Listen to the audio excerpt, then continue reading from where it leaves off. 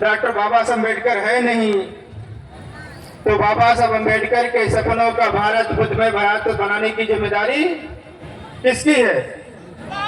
हम लोगों की है न, बाबा साहब के अनुयायियों की है न।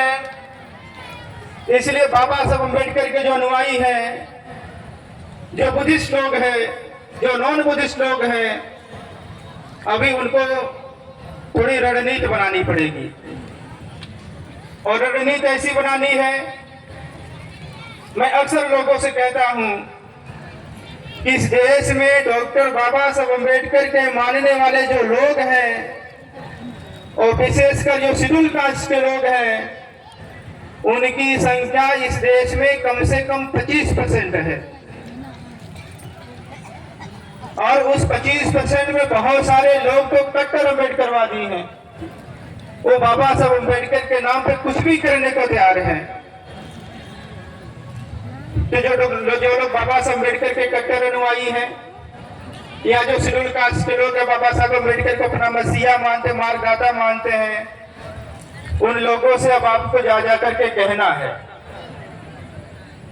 इस कार्यक्रम का उद्देश्य सही नहीं समाप्त हो रहा, अब शुरू हो रहा है। आप लोगों को सबको जाकर के कहना है कि अगर आप बाबा साहब अम्बेडकर के अनुयायी हैं तो आपको बौद्ध धर्म स्वीकार करना है। आप सोचिए, अगर शेड्यूल कास्ट के लोग 25% अगर बौद्ध बन जाएं तो हमारी संख्या 25% हो जाएगी ना।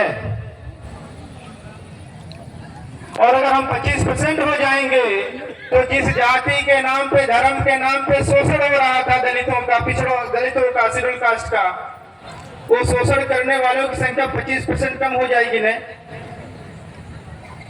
आप 25% बढ़ेंगे, वो 25% कम हो जाएंगे। इसलिए इस बात को गंभीरता से समझ लीजिए।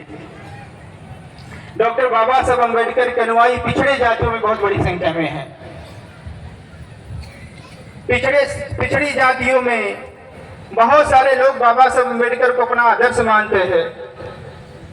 और जब मैं पिछड़े समाज की बात करता हूं तो मैं कहता हूं, महाराजा अशोक से लेकर के ललई सिंह यादव तक जो बहुजन महापुरुषों की श्रृंखला है, जो बहुजन महापुरुषों की विचारधारा है, उनके जो अनुयायी लोग हैं, जिन लोगों ने इस देश में समता मूलक समाज को बनाने की लड़ाई लड़ी है, जिन लोगों ने इस देश में जातिवाद के खिलाफ लड़ाई लड़ी है, वर्ण व्यवस्था के खिलाफ लड़ाई लड़ी है, असमानता के खिलाफ लड़ाई लड़ी है, उन सारे लोगों को भी जाकर के बोलना है, कहना है कि वो सारे के सारे लोग जो अम्बेडकरवादी लोग, पिछड़े समाज के लोग, वो लोग भी बौद्ध बने। पिछड़े समाज की बहुत बड़ी संख्या है। पिछड़ा समाज इस देश में 52% है। अगर 52% में 25% भी हमारे साथ आ गया तो हमारी संख्या कितनी हो जाएगी? हमारी संख्या लगभग 50% हो जाएगी ना। तो जो लोग जाति के नाम पर आज भी पिछड़े समाज पर भी अत्याचार कर रहे हैं, उनके महापुरुषों को गाली दे रहे हैं, उनके आंदोलनों को कुचल रहे हैं, वो लोग 50% कम हो जाएंगे ना। और पिछड़े समाज के साथ साथ में ऐसे बहुत सारे लोगों को जानता हूं जो सामान्य जाति के लोग हैं, वो जातिवादी लोग नहीं है। बहुत सारे लोग सामान्य जाति के लोग बाबा साहब अम्बेडकर को मानते हैं, बाबा साहब अम्बेडकर के संविधान को मानते, उनकी विचारधारा को मानते हैं। उनसे भी जाकर के कहना है कि अगर आप जातिवादी नहीं है, आप सांप्रदायिक नहीं है, तो आपको भी बौद्ध धर्म के बारे में सोचना चाहिए। अगर वो लोग बौद्ध बन जाए तो हमारी संख्या इस देश में 50% से अधिक हो जाएगी। और जिस जाति धर्म के नाम पर शोषण हो रहा था, उनकी संख्या 50% कम हो जाएगी। मैं बहुत सारे मंचों पे जाता हूँ,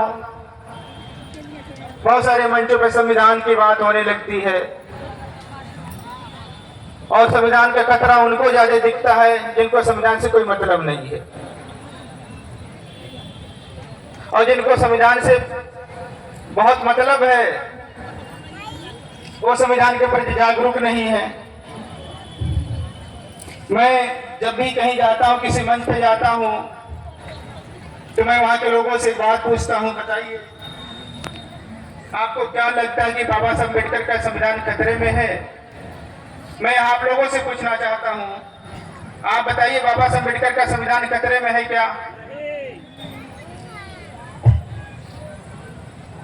क्यों नहीं है?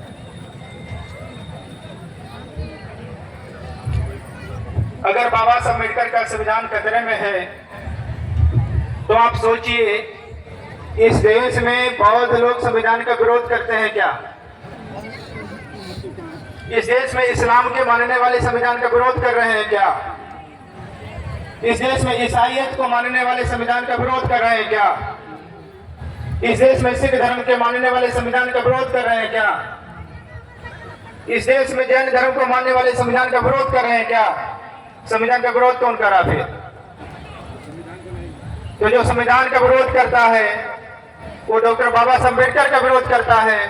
जो संविधान को नष्ट करता है, करना चाहता है, संविधान मिटाना चाहता है, आपको उनका साथ छोड़ना पड़ेगा।